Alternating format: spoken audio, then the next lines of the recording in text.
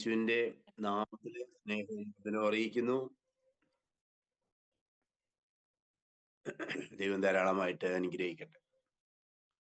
നമ്മൾ ചർച്ച ചെയ്തുകൊണ്ടിരിക്കുന്ന അല്ലെങ്കിൽ നമ്മൾ പഠിച്ചുകൊണ്ടിരിക്കുന്ന വിഷയം, നിങ്ങൾ ഇവണ്ണം പ്രാർത്ഥിപ്പിൻ. കർത്താവ് പഠിപ്പിച്ച ആ പ്രാർത്ഥനയുടെ മാതൃക, ആ മാതൃകയിൽ ഒരുപാട് കാര്യങ്ങൾ നമുക്ക് ചിന്തിക്കാനുണ്ട്. സോറി, എനിക്ക് തൊണ്ടയുടെ ചെറിയ പ്രയാസങ്ങളുണ്ട്. അപ്പോ അതിൽ നമ്മൾ 3 പ്രധാന പ്രാർത്ഥനയാണല്ലോ ഉള്ളത്. ഒന്ന്, ഞങ്ങൾക്ക് ആവശ്യമുള്ള ആഹാരം ഇന്ന് തരയണമേ. 2, ഞങ്ങളോട് ക്ഷമിക്കണമേ. 3, ദുഷ്ടങ്കിൽ ഞങ്ങളെ വിടുവിക്കണമേ. ഇതാണ് 3 പ്രാർത്ഥന കർത്താവ് നമ്മളെ പഠിപ്പിച്ച 3 മാതൃകാ പ്രാർത്ഥന. അതിൽ ഒന്നാമത്തെ പ്രാർത്ഥനയാണ് ഇപ്പൊ നമ്മൾ ചിന്തിച്ചുകൊണ്ടിരിക്കുന്നത്. അതായത് അന്നന്ന് വേണ്ടുന്നതിന് വേണ്ടിയുള്ള പ്രാർത്ഥന, അന്നന്നത്തെ ആവശ്യത്തിന് വേണ്ടിയുള്ള പ്രാർത്ഥന. അപ്പൊ എൻ്റെ ഓർമ്മ ശരിയാണെങ്കിൽ ഒന്നാമത്തെ പ്രാർത്ഥനയിൽ 3 കാര്യങ്ങൾ നമ്മൾ ചിന്തിച്ചു. ഒന്ന്, ഓരോ ദിവസവും എഴുന്നേൽക്കുമ്പോൾ അന്നത്തെ ആഹാരത്തിന് വേണ്ടി, അന്നത്തെ താമസ സൗകര്യം, അന്നത്തെ വസ്ത്രം, ദൈനംദിന ആവശ്യം അല്ലെങ്കിൽ അന്നത്തെ ഭൗതിക ആവശ്യങ്ങൾക്ക് വേണ്ടിയുള്ള പ്രാർത്ഥന. അതാണ് ഒന്നാമത്തെ. രണ്ടാമത്തത്, എന്ന് എഴുന്നേൽക്കുമ്പോൾ കർത്താവേ, എനിക്ക് ഇന്ന് ആവശ്യമായ മനസ്സമാധാനം നൽകണമേ. രണ്ടാമത്തെ പ്രാർത്ഥന അതാണ്. മനസ്സിന്റെ സമാധാനം നഷ്ടപ്പെട്ട പിന്നെ നമ്മുടെ ബാക്കിയുള്ള ശിഷ്ടജീവിതം മുഴുവൻ വ്യർത്ഥമായി. രണ്ടാമത്തെ പ്രാർത്ഥന എന്നും അതിരാവിലെ കിടക്കയിലിരുന്നു കൊണ്ട്, കർത്താവേ, ഇന്ന് പകൽ മുഴുവൻ, ഞാനിന്ന് രാത്രി വിശ്രമിക്കാൻ പോകുന്നവരെയുള്ള എൻ്റെ ജീവിതത്തിൽ എനിക്ക് ആവശ്യമായ മനസ്സമാധാനം നൽകണമേ. അതാണ് രണ്ടാമത്തെ പ്രാർത്ഥന. എന്നും രാത്രിയിൽ കിടക്കാൻ നേരത്തെ ഒരൊറ്റ സെക്കൻഡില് അല്ലെങ്കിൽ 1 മിനിറ്റ് എടുത്ത്, കർത്താവേ, ഇന്ന് എനിക്ക് മനസ്സമാധാനം തന്നതിനായി സ്തോത്രം എന്ന് പറഞ്ഞ് നമ്മൾ കിടക്കുന്നു. മൂന്നാമത്തെ പ്രാർത്ഥന, അതായത് 1-ന്റെ 3 കേട്ടോ. മെയിൻ ഹെഡിങ് 1-ന്റെ 3 നമ്മൾ പറയുന്നത്. ഇന്ന് ഞങ്ങൾക്ക് ആവശ്യമായ കുടുംബ സമാധാനം നൽകണമേ. നമ്മളത് ചിന്തിച്ചു, അതിനെക്കുറിച്ച് കുറച്ച് കാര്യങ്ങളൊക്കെ ചിന്തിച്ചു. വളരെ വളരെ പ്രധാനപ്പെട്ടതാണ് നമ്മുടെ ജീവിതത്തിൽ കുടുംബ സമാധാനം. മനുഷ്യൻ സാമൂഹ്യ ജീവിയായിട്ടാണ് ദൈവം സൃഷ്ടിച്ചത്. സാമൂഹ്യ ജീവിയിൽ തന്നെ കുടുംബജീവിതം ദൈവം സ്ഥാപിച്ചതാണ് കുടുംബം. പക്ഷേ ഇന്ന് വിശ്വാസികൾ എന്ന് അഭിമാനിക്കുന്നതിനിടയിലും വലിയ കുടുംബ കലഹങ്ങൾ ആരംഭിച്ചു കഴിഞ്ഞു. ആരംഭിക്കുന്നതിൻ്റെയും കുടുംബകലഹത്തിന്റെയൊക്കെ കാരണം അന്വേഷിച്ച് എന്നാൽ ഉള്ളി തൊലിച്ചതുപോലെയാണ്. ഗുരുതരമായ കാരണങ്ങളൊന്നും തന്നെ ഇല്ലാതെ പിണങ്ങി ജീവിക്കുന്നവര്, പിണങ്ങി 2 റൂമിൽ ഉറങ്ങുന്നവര്, 2 രാജ്യങ്ങളിലായി പിണങ്ങി കഴിയുന്നവര്, അങ്ങനെ കുടുംബജീവിതത്തിൽ ഒത്തിരി ഒത്തിരി വളരെ ദുഃഖകരമായ കാര്യങ്ങൾ നമ്മുടെയൊക്കെ സഭകളിൽ നിന്ന് കാണാൻ കഴിയും. പണ്ട് ഞാൻ തെരുവിലൊക്കെ പ്രസംഗിക്കുമ്പോൾ പറയുമായിരുന്നു, ഒരു 5 കൊല്ലം മുമ്പ് വരെ പറയുമായിരുന്നു, ഞങ്ങളുടെ കൂട്ടത്തില് ക്രിമിനൽ സംഘങ്ങളില്ല. ഗുരുതരമായ ക്രിമിനൽ കേസുകളിൽ, കൊലപാതക കേസുകളില്, പണം തട്ടിപ്പ് കേസുകളിൽ ഞങ്ങൾ സാധാരണ പെടാറില്ലെന്ന് ഞാൻ പറയുമായിരുന്നു. ഞങ്ങളുടെ ഇടയിൽ ആത്മഹത്യയില്ല, ഞങ്ങളുടെ ഇടയിൽ മദ്യപാനമില്ല എന്നൊക്കെ ഞാനൊരു 5 കൊല്ലം മുമ്പ് വരെ പറയുമായിരുന്നു. എന്നാൽ ഇന്ന് തെരുവിൽ പോയി അങ്ങനെ പ്രസംഗിക്കാൻ എനിക്ക് ധൈര്യമില്ല. അങ്ങനെ പ്രസംഗിച്ചാൽ ആളുകൾ ആരെങ്കിലും വന്നിതാ ഇന്നൊരു നിങ്ങളുടെ കൂട്ടത്തിലുള്ളവരല്ലേ എന്ന് നമ്മളോട് പിടിച്ചു നിർത്തി ചോദിക്കും. അതുകൊണ്ട് ഞാൻ ആ കാര്യങ്ങൾ ഇപ്പോൾ തെരുവിൽ പ്രസംഗിക്കാറില്ല. കുറച്ചു കൊല്ലങ്ങൾക്ക് മുമ്പ് നമ്മുടെ ഒരു ക്രിസ്ത്യൻ മാസികയുടെ പേര് ഞാൻ പറയുന്നില്ല, കാരണം ഞാൻ മാസികയിൽ സാധാരണ എഴുതുന്ന ആളായതുകൊണ്ട്, ഒരു 15 മാട്രിമോണിയൽ പരസ്യം വന്നിരുന്നു. 15 എണ്ണം. ഞാൻ വെറുതെ യാദൃശികമായിട്ടാണോ ഒരു ദൈവം കാണിച്ചതാണോ എന്ന് എനിക്ക് അറിയത്തില്ല, ഞാൻ വെറുതെ അതൊന്ന് കണ്ണോടിച്ചു നോക്കി. ഞാൻ സാധാരണ മാട്രിമോണിയൽ പരസ്യം നോക്കാറില്ല, കാരണം എൻ്റെ 3 മക്കളും വിവാഹിതരാണ്. അതുകൊണ്ട് പിന്നെ ഞാനത് നോക്കാറില്ല. അപ്പൊ ഞാനിങ്ങനെ ഓടിച്ചു നോക്കുമ്പോൾ 15 പരസ്യമാണ് ആ കൊച്ചു മാസികയിലുള്ളത്. വലിയ പ്രചാരമുള്ളൊരു മാസികയല്ല, 15 പരസ്യം. അതില് 5 പരസ്യവും പുനർവിവാഹത്തിന് വേണ്ടിയുള്ള അപേക്ഷയാണ്. അത് തെറ്റോ ശരിയോ ഒന്നും ഇപ്പൊ നമ്മൾ സംസാരിക്കുന്നില്ല. മാനുഷികമായി അതിൽ ന്യായം കാണേക്കാം, പക്ഷെ ബിബ്ലിക്കലായി അത് ശരിയാണോ എന്ന് നമ്മൾ ചിന്തിക്കേണ്ടിയിരിക്കും. 15 എണ്ണത്തിൽ 5 എണ്ണവും തൻ്റെതല്ലാത്ത കാരണത്താൽ വിവാഹമോചിതരായി എന്ന് പറയുന്നത് എനിക്ക് വളരെ സങ്കടം തോന്നി. അത്രയധികം പ്രയാസങ്ങൾ നമ്മുടെ കൂട്ടത്തിലുണ്ട്. ഞാൻ നിങ്ങളോട് പറഞ്ഞോന്ന് എനിക്കറിയത്തില്ല. ഒരിക്കലും ഒരു ഭാര്യയും ഭർത്താവും അവർക്ക് പിരിയണം, അതിനുവേണ്ടിയാണ് വന്ന് അവസാനം മാതാപിതാക്കള് ഒരു ചാൻസ് കൂടെ പിരിയാൻ ഹർജി കൊടുക്കാൻ പോവുകയാണ് അവർ കുടുംബ കോടതിയിൽ. അവസാനം എൻ്റെ അടുത്തിലേക്ക് ഉന്തി തള്ളിവിട്ടു, ആ സഹോദരിക്ക് പിരിയണം, അവരൊരു നേഴ്സാണ്, അവർക്ക് പിരിയണം.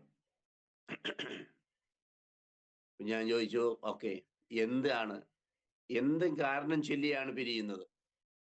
ന്യായമായൊരു കാരണം പറയാൻ പറഞ്ഞപ്പോൾ ആ സഹോദരിക്ക് പറയാനില്ല. സംഭവം എന്താന്ന് ചോദിച്ചാല്, കല്യാണം കഴിക്കുമ്പോ ഈ മനുഷ്യന് എന്തോ 10ാം ക്ലാസ് വരെ പഠനമുള്ളൂ, പക്ഷേ ഡിഗ്രി ഉണ്ടെന്നൊക്കെ പറഞ്ഞ തെറ്റിദ്ധരിപ്പിച്ചാണ് ചെയ്ത് കല്യാണം കഴിക്കുന്നത്. അങ്ങനെ പല വിവാഹങ്ങളും നടക്കുന്നുണ്ട്. ഇവള് ജനറൽ നേഴ്സായിരുന്ന ആ കുട്ടി പഠിച്ച് പിന്നെ BSc നേഴ്സായി. അതെല്ലാം ഈ മനുഷ്യന് അധ്വാനിച്ച് ചെയ്തതാണ്. അവള് വിദേശത്തും എത്തി, വിദേശത്തൊരു രാജ്യത്ത്, ഏതാണെന്നൊന്നും പറയാൻ പറ്റുന്നില്ല. അപ്പോഴാണ് അവൾക്ക് തോന്നുന്നത് തൻ്റെ ഭർത്താവിന് സ്റ്റാൻഡേർഡ് പോരാ, വിദ്യാഭ്യാസം പോരാ. എന്തൊരു സങ്കടകരമായ കാര്യമാണ്. കർത്തൃമേശ എടുക്കുന്ന, കർത്താവിന് മേശയിൽ പങ്കുകാരാകുന്ന ഒരു കുടുംബം. അപ്പൊ ഈ മനുഷ്യനെ പിരിയാനുള്ള ന്യായമായ ഒരു കാരണം പറയാൻ പറഞ്ഞിട്ട് ഒരു കാരണം പറയാനില്ല, എടുത്തു പറയാനൊന്നുമില്ല. സ്റ്റാൻഡേർഡ് ഇല്ല, അത് പറയുന്നു, വളിപ്പ് പറയുന്നു, അങ്ങനെ പറയുന്നു, അതൊക്കെയാ പറഞ്ഞു. ഞാൻ പറഞ്ഞു, ദൈവവും ആകെ കരഞ്ഞ് ഏറ്റു പറഞ്ഞ് ഞങ്ങൾ ഒന്നിച്ചു പോകണമെന്നൊക്കെ പറഞ്ഞ് ഞാൻ അവരെ കൈ ചേർത്ത് പിടിച്ച് ഒരിക്കൽ കൂടി പ്രാർത്ഥിക്കുകയും ഒക്കെ ചെയ്തു. ഏതായാലും അവർ പിരിഞ്ഞില്ല എന്നാണ് ഞാൻ മനസ്സിലാക്കുന്നത്. പിന്നീട് ആ കുടുംബത്തെ കുറിച്ച് എനിക്ക് വലിയ അറിവൊന്നുമില്ല. അവർ പിരിഞ്ഞിട്ടില്ലെന്ന് ഞാനും മനസ്സിലാക്കുന്നു. എത്ര സങ്കടകരമായ കാര്യമാണ്.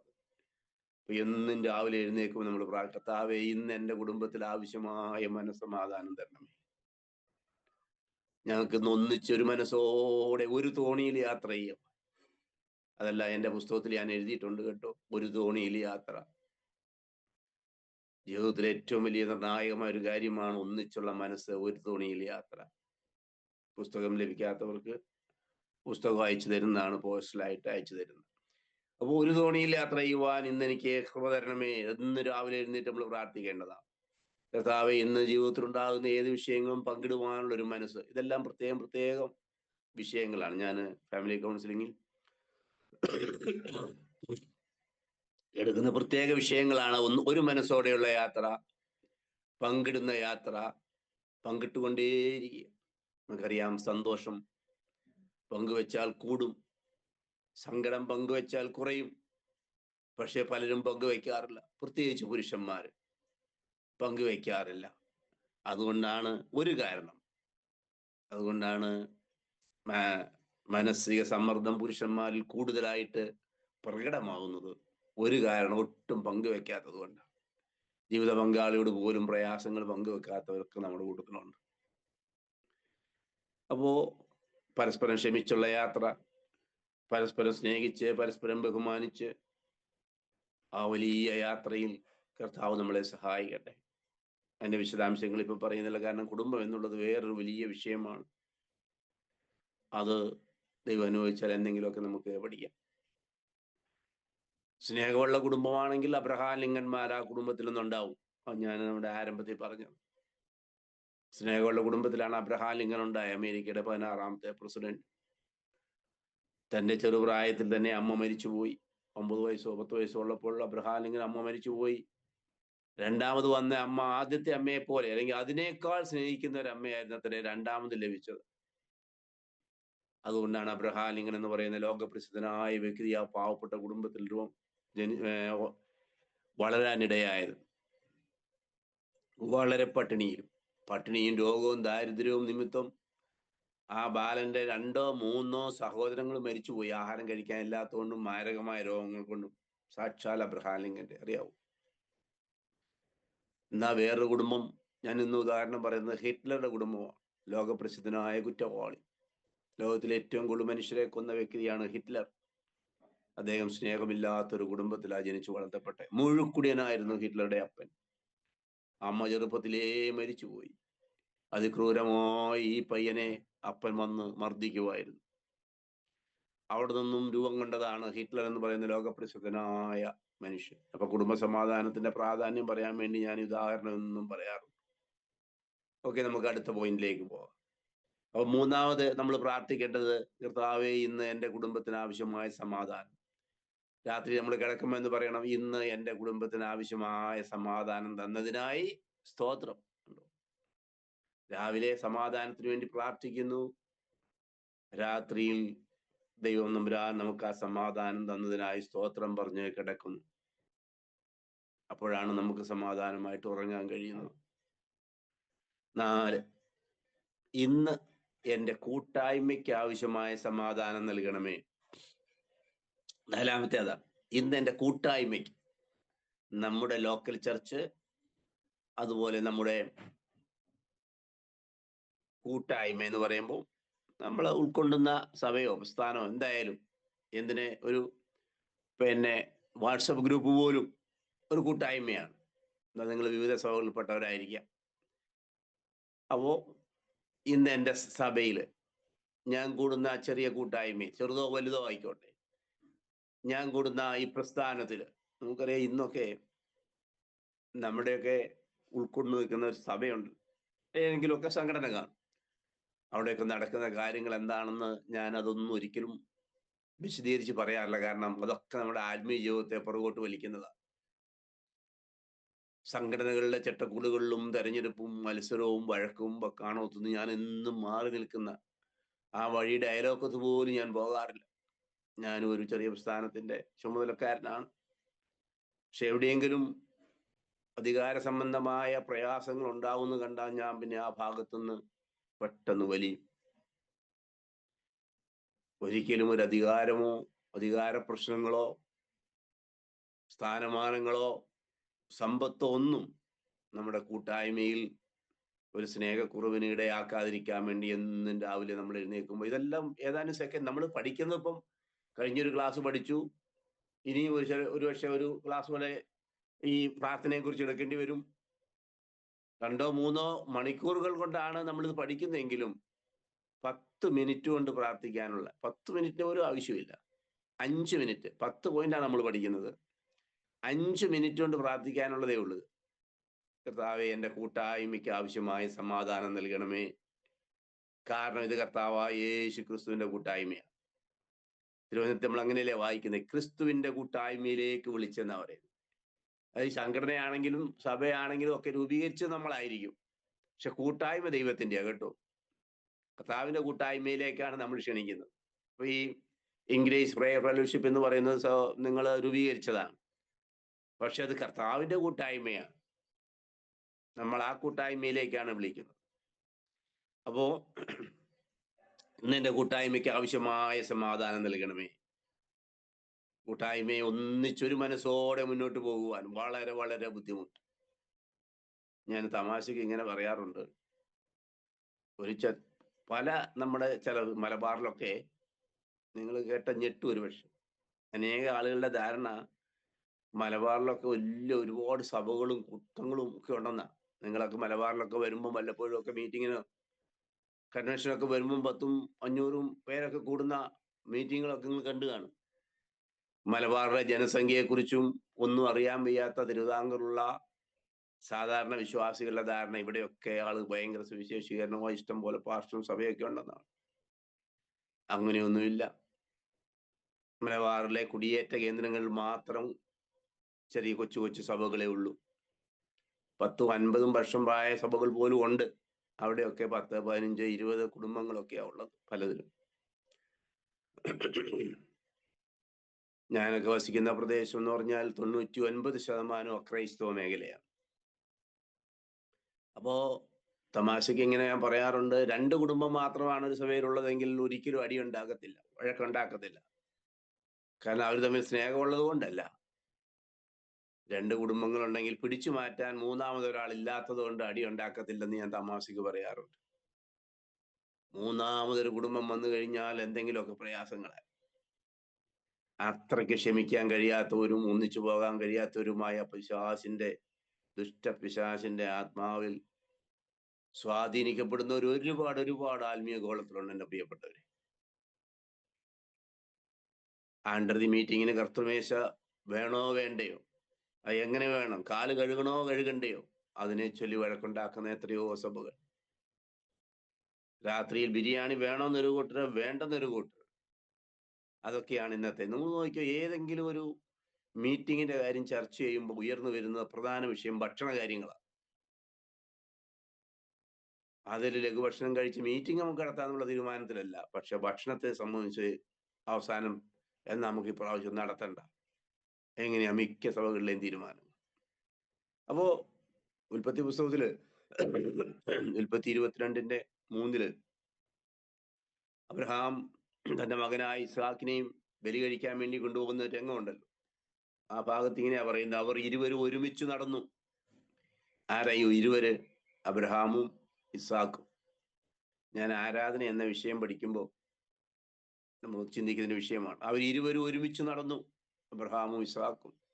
ഇസ്ഹാക്ക് എന്ന് പറയുന്നത് കൊച്ചു പയ്യനല്ല, 10-18 വയസ്സെങ്കിലും ഒക്കെ ഉള്ള ഒരു യുവാവായി കഴിഞ്ഞിട്ടുണ്ട് ഇസ്ഹാക്ക്. ആ ഒരുമിച്ച് പോയപ്പോഴാണ് അവിടെ യാഗം നടന്നത്. തന്റെ മകനെ വാഗ്ദത്ത പ്രകാരം ലഭിച്ച മേഘമകനെ ചേർത്ത് പിടിച്ച അബ്രഹാം മുന്നോട്ട് നീങ്ങിയപ്പോഴാണ് അവിടെ യാഗം നടന്നത്. അവര് പിണങ്ങിയാ പോയിരുന്നെങ്കിലോ, പിണക്കത്തോടു കൂടിയുള്ള ഒരു യാഗവും ദൈവം സ്വീകരിക്കത്തില്ല. പിണക്കത്തോടു കൂടിയുള്ള ഒരു പ്രാർത്ഥനയും ദൈവം സ്വീകരിക്കത്തില്ല. അതാണ് രണ്ടുപേർ ഐക്യമത്യപ്പെട്ട് പ്രാർത്ഥിക്കുന്ന കാര്യം കർത്താവ് നമ്മളെ പഠിപ്പിച്ചത്. ചുരുങ്ങിയ പക്ഷം ഭാര്യയും ഭർത്താവെങ്കിലും ഐക്യമത്യപ്പെടണമെന്നാണ് പറഞ്ഞതിന്റെ ചുരുക്കം. കൂട്ടായ്മയിൽ ഐക്യമില്ലെങ്കിൽ നമ്മുടെ പ്രാർത്ഥന ദൈവം കേൾക്കത്തില്ല.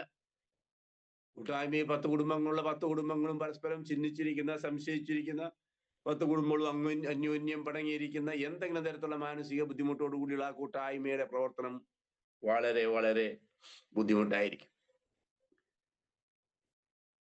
ഉൽപ്പത്തി 22:3 ഇങ്ങനെ നമ്മൾ വായിക്കുന്ന, അവർ വിറക് കീറിയെടുത്ത് പുറപ്പെട്ടു. എനിക്ക് ഇഷ്ടമുള്ള ഒരു പ്രസംഗ വിഷയമാണ് വിറക് കീറിയെടുത്ത് യാഗത്തിന് പോയത്. അതെന്താ അത്ര ഇഷ്ടപ്പെടാൻ കാരണമെന്നല്ലേ, പണ്ടൊക്കെ നമ്മുടെ അമ്മച്ചിമാരുടെ അടുക്കളയിൽ കീറിയ വിറകാണ് കത്തിക്കാൻ ഉപയോഗിച്ചിരുന്നത്. ഈ ഗ്യാസൊക്കെ വരുന്നതിന് മുമ്പ് നമുക്കറിയാം. നിങ്ങൾ ചിലരെങ്കിലും അതൊക്കെ കണ്ടു കാണും. അപ്പോ വിറക് കീറിയാൽ പെട്ടെന്ന് തീ പിടിക്കും.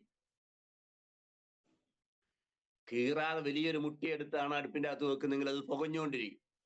ഞാൻ അതിന് കൊടുത്തിരിക്കുന്ന പേര് കീറാമുട്ടി എന്നാണ്.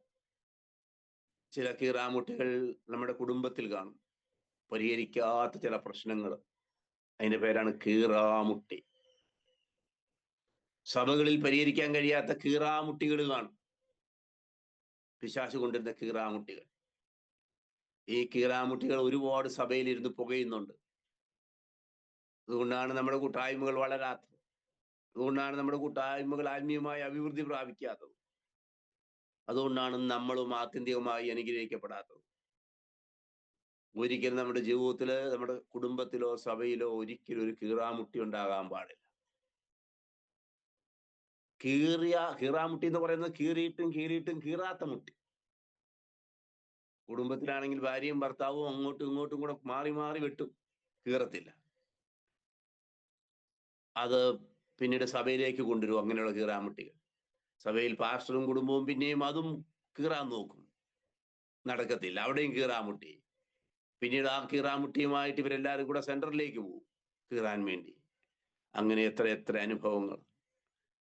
അതൊന്നും അവിടെ കീർത്തില്ല, കാരണം സെന്ററിലൊക്കെ അതിനേക്കാൾ വലിയ കീറാമുട്ടികൾ അവിടെ കുത്തിയിരിക്കുന്നു. പിന്നെ എങ്ങനെ അവിടെ ചെന്ന് കീറുന്നു? അങ്ങനെ എന്നും അത് കീറാമുട്ടിയായിട്ട് അവശേഷിക്കുന്നു. അത് ദൈവം തമ്പുരാൻ അത് കാണുന്നു. ഒരിക്കലും യാഗാഗ്നി അവിടെ ഇറങ്ങി വരത്തില്ല. അബ്രഹാം വിറക് വെച്ചടുക്കി യാഗമൃഗത്തെ അവിടെ കിടത്തി അത് ഹോമയാഗം കഴിച്ചു. കീറിയ വിറകുമായിട്ട് പോയത് കൊണ്ടാ. കീറാത്ത വിറകിൽ തീ പിടിക്കത്തില്ല, ദൈവം ഇറങ്ങി വരത്തില്ല, ദൈവം പ്രസാദിക്കത്തില്ല.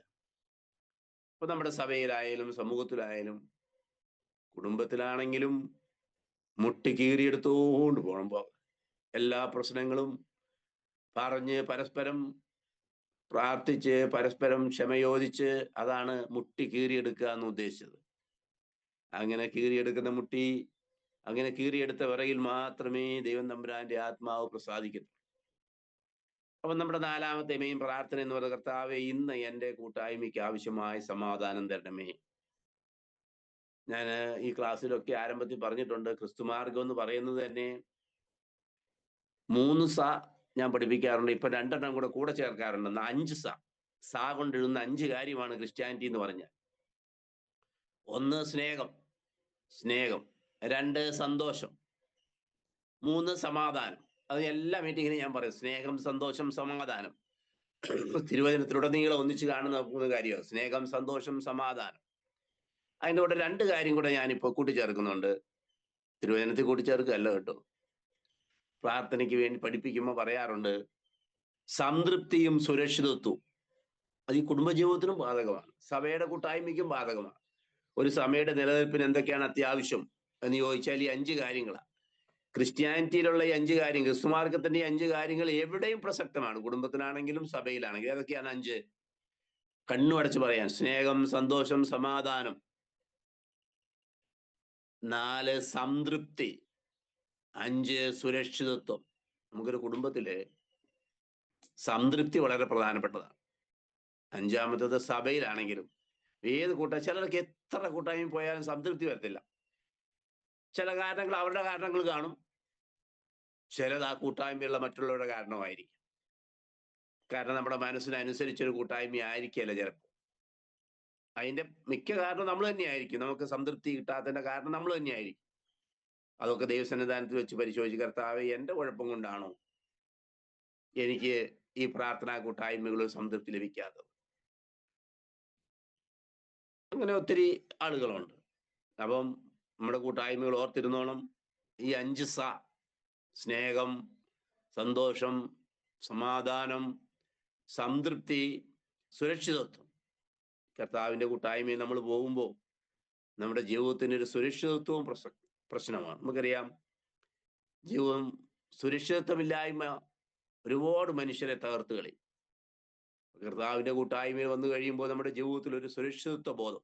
പണ്ട് വാഹനത്തിൽ യാത്ര ചെയ്യുമ്പോൾ, ജോലിക്ക് പോകുമ്പോൾ ഞാൻ കർത്താവിൻ്റെ മടിയിൽ സുരക്ഷിതനാണെന്നുള്ളൊരു ബോധം വളരെ പ്രധാനപ്പെട്ടതാണ്. അപ്പൊ അതിനുവേണ്ടി നമുക്ക് ഇന്ന് രാവിലെ എഴുന്നേറ്റ് പ്രാർത്ഥിക്കണം, കർത്താവേ, ഇന്ന് എൻ്റെ കൂട്ടായ്മയ്ക്ക് ആവശ്യമായ സമാധാനം തരണമേ. സന്ധ്യയ്ക്ക് അല്ലെങ്കിൽ രാത്രി കിടക്കാൻ നേരത്തെ, കർത്താവേ, ഇന്ന് എൻ്റെ കൂട്ടായ്മയ്ക്ക് ആവശ്യമായ സമാധാനം തന്നതിനായി സ്തോത്രം എന്ന് പറഞ്ഞ് നമ്മൾ കിടക്കണം. അപ്പൊ അങ്ങനെ പ്രാർത്ഥിച്ചാൽ മാത്രമേ കൂട്ടായ്മയ്ക്ക് അന്ന് സമാധാനം ഉണ്ടാകത്തുള്ളൂ. നമ്മളാകെ ഞായറാഴ്ച മാത്രം അതിനു വേണ്ടി പ്രാർത്ഥിക്കുന്ന, കൂട്ടായ്മയ്ക്ക് വേണ്ടി. നമ്മളൊക്കെ വലിയ തിരക്കുള്ളവരായതുകൊണ്ട് മണിക്കൂറെടുത്താണ് നമ്മളിത് പഠിക്കുന്നതെങ്കിലും ഈ 10 പോയിന്റുകൾ പ്രാർത്ഥിക്കാൻ മിനിറ്റുകൾ മതി. ഓക്കെ. അപ്പൊ 4-മത്തെയാണ് എൻ്റെ കൂട്ടായ്മയ്ക്ക് ആവശ്യമായ സമാധാനം. 5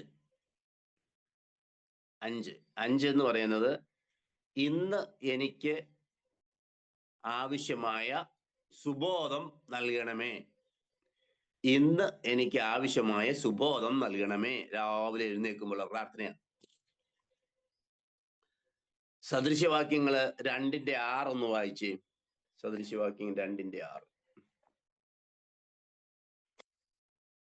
യഹോവയല്ലോ ജ്ഞാനം നൽകുന്നത്, അവന്റെ വായിൽ പരിജ്ഞാന വിവേകവും വരുന്നു.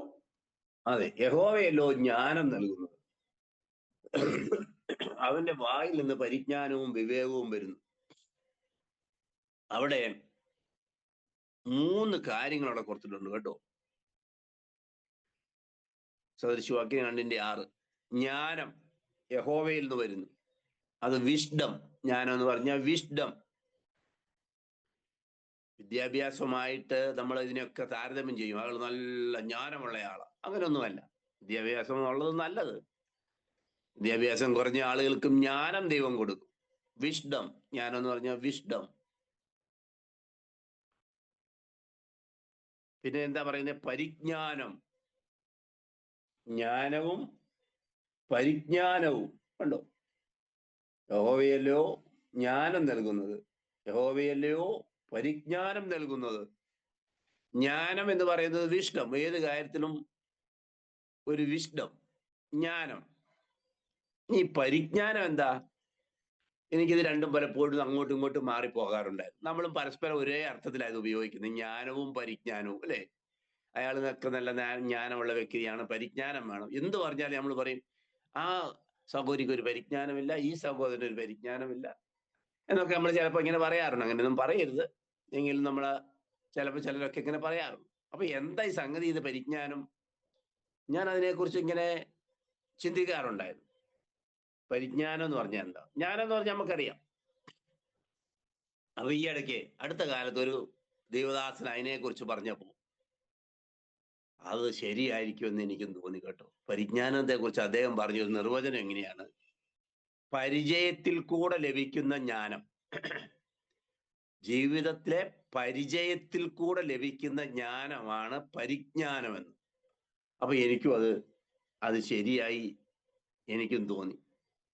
ജീവിതത്തിലെ പരിജ്ഞാനം, അത് ഇംഗ്ലീഷില് നോളജ് എന്നാ കൊടുത്തിരിക്കുന്നത്. നോളജ്, അറിവ് എന്ന അർത്ഥത്തിലാണ്. അറിവെന്ന് പറയുന്നത് നമ്മുടെ ജീവിതത്തിലെ പരിചയത്തിലൂടെ കിട്ടുന്നതാണല്ലോ. 2 2 4, ഇന്ത്യയുടെ തലസ്ഥാനം ന്യൂഡൽഹി, ഇതൊക്കെ നമ്മൾ അറിഞ്ഞതാണ്.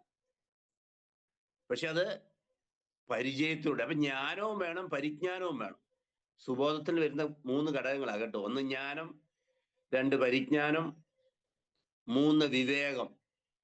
വിവേകം വിവേകം എന്ന് പറയുന്നത് വകതിരിവ് എന്ന് വേണമെങ്കിൽ പറയാം. ഇംഗ്ലീഷിൽ അണ്ടർസ്റ്റാൻഡിങ്. വിവേകം, വകതിരിവ്, നല്ലതും ചീത്തയും തിരിച്ചറിയാനുള്ള കഴിവ്, അപകടങ്ങളെ തിരിച്ചറിയാനുള്ള കഴിവ്, അതല്ലാത്തതുകൊണ്ട് പറയുന്നവരാണ് വിവേകം. അപ്പൊ യഹോവയിൽ നിന്ന് വരുന്ന കാര്യങ്ങളാണ് ഇത് 3. ഞാൻ 3 കൂടെ ഉൾപ്പെടുത്തിയാണ് ഞാൻ സുബോധം. കർത്താവേ, ഇന്നത്തെ ദിവസം ഈ സുബോധത്തോടെ ജോലി സ്ഥലത്താണെങ്കിലും വീട്ടു ജോലിയാണെങ്കിലും ഇന്ന് രാത്രി വരെ സുബോധത്തോടെ എൻ്റെ ജീവിതത്തെ അവിടുന്ന് നയിക്കണമേ. വളരെ പ്രധാനപ്പെട്ട ഒരു പ്രാർത്ഥനയാണ് അത് കേട്ടോ. ഇനി ഈ സുബോധത്തിന് ഞാൻ കൗൺസിലിംഗ് ക്ലാസ്സിലെ ഒരു വിഷയമാണ് സുബോധം. ഈ സുബോധത്തിന് ഞാനൊരു നിർവചനം കൊടുത്തിട്ടുണ്ട്, ഡെഫിനിഷൻ. സുബോധം അത് നിങ്ങളൊന്ന് ശ്രദ്ധിച്ചിരിക്കണേ. നമ്മുടെ സൺഡേ സ്കൂളിലെ കുഞ്ഞുങ്ങളെയൊക്കെ പറഞ്ഞു കൊടുക്കാൻ പറ്റിയ നല്ലൊരു കാര്യമാണ് കേട്ടോ. ഇതെല്ലാം കൗൺസിലിംഗ് വിഷയങ്ങളാണ്. അപ്പോ എന്താ സുബോധം എന്ന് ആരെങ്കിലും ചോദിച്ചാൽ എന്താ അതിന് മറുപടി? എന്താ സുബോധം? അതിന് ഞാനൊരു നിർവചനം കൊടുത്തിട്ടുണ്ട്, കണ്ടുപിടിച്ചിട്ടുണ്ട്. അതിങ്ങനെയാ, കണ്ടുപിടിച്ചൊന്നുമല്ല, പലയിടത്തു നിന്നും പലര് പറയുന്നതും ശേഖരിച്ച് ഞാനൊരു വകുപ്പ് ഉണ്ടാക്കിയതാ. ഒരു കാര്യം, ഒരു നിർവചനം കൊടുത്തതാ. അതിങ്ങനെയാണ് സുബോധം എന്ന് പറഞ്ഞാൽ: വേണ്ട കാര്യം വേണ്ട സമയത്ത് വേണ്ട രീതിയിൽ ചെയ്യുവാനുള്ള കഴിവ്. അതാണ് സുബോധം. അത് നഷ്ടപ്പെട്ടാൽ എല്ലാം പോയി. എന്താ സുബോധം എന്ന് പറഞ്ഞ്? വേണ്ട കാര്യം വേണ്ട സമയത്ത് വേണ്ട രീതിയിൽ ചെയ്യുവാനുള്ള കഴിവ്. പെട്ടെന്നൊരു അപകടം വന്നാൽ എന്ത് ചെയ്യണമെന്ന് വെപ്രാളപ്പെട്ട് നിൽക്കാതെ ഉടനടി ചെയ്യുന്നവരെ കണ്ടിട്ടില്ലേ? എന്നാൽ സ്തംഭിച്ച് നിൽക്കുന്നവരാ നല്ലൊരു ശതമാനം. ഞാൻ ഇത്തിരി എക്സാമ്പിൾ പറയാറുണ്ട് അതിന്. അടുത്ത കാലത്തും ഒരു 3-4 കൊല്ലം മുമ്പ് നടന്നൊരു സംഭവം. ഒരു കിണറിന്റെ കിണറിന്റെ മുകളിൽ പഴയ പലക വെച്ചിരുന്നു. ആ പലക ആണെങ്കിൽ മഴയും വെയിലുമായിട്ട് അത് ചെതുക്ക് പിടിച്ച് വളരെ ദുർബലമായിരുന്നു. ഒരു വല്യപ്പന് തൻ്റെ 2 വയസ്സുള്ള കുഞ്ഞിനെ എടുത്തുകൊണ്ട് നടന്ന് ആ പലകയുടെ മുകളിൽ കൊണ്ടുപോയി വെച്ച് ആഹാരം കൊടുക്കുകയാണ് വല്യപ്പൻ.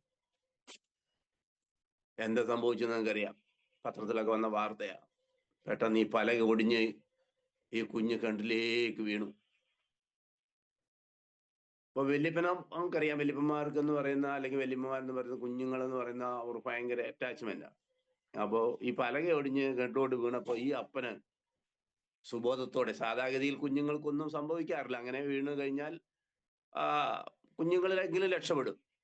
ഈ വല്യപ്പന് രണ്ടാമതൊന്നും ആലോചിക്കാതെ പുള്ളി ആ കിണറ്റിലേക്ക് എടുത്തിയാടി കുഞ്ഞിനെ രക്ഷിക്കാൻ വേണ്ടി.